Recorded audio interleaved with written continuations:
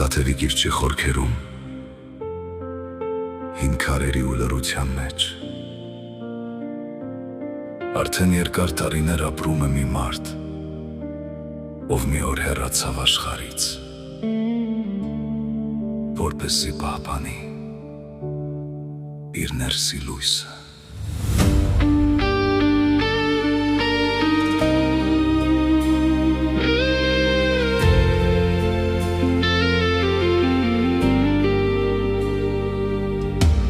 Տաթևի անապատն է ժայռերի մեջ, ուր մշուշն ծածկում է արշալույսը,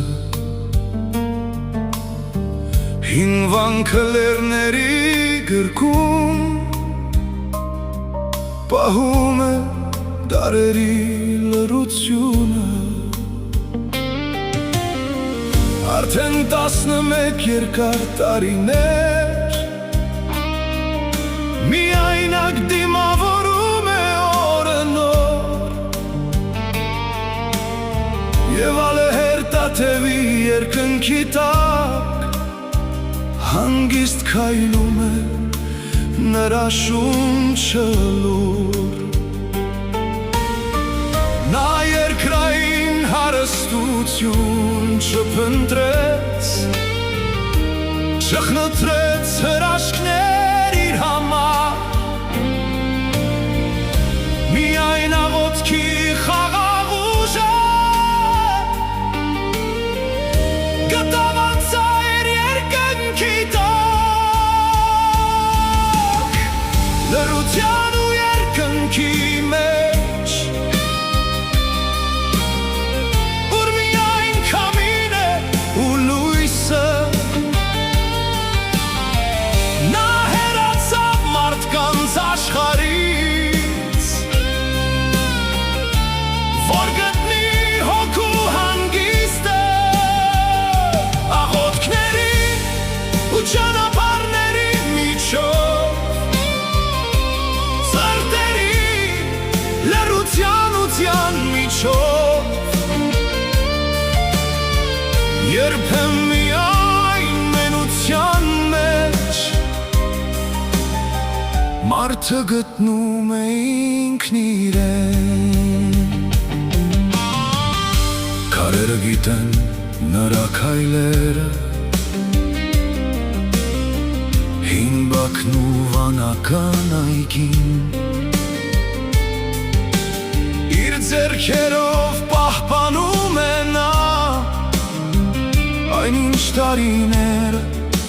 չեն վերադարձնի, օրորի կամաց, կամաց, խաղաղություն ու լռություն բերելով, և հին պատերի կողքի հողը կրկին շնչում է կենդանի հոգով, աշխարհը աղմկում է հեռվում, մերքևում մարդիկ որոնում են իրենց ուղին, իսկ այստեղ միայն երկինքն է ու հավատը, և հոգին փրկելու ցանկությունը։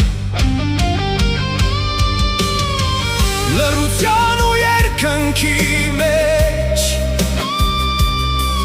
ուր աղոթքն ավելի զորեղ է, քան խոսքը, նա հեռացավ մարդկանց աշխարհից, որ կրկին գտնի իր լույսը, քամիների ու ճանապարհների միջով, սարդերի լռության ու ձյան միջով, երբեմն միայն մենության մեջ մարդը լսում է Աստծո ձայնը։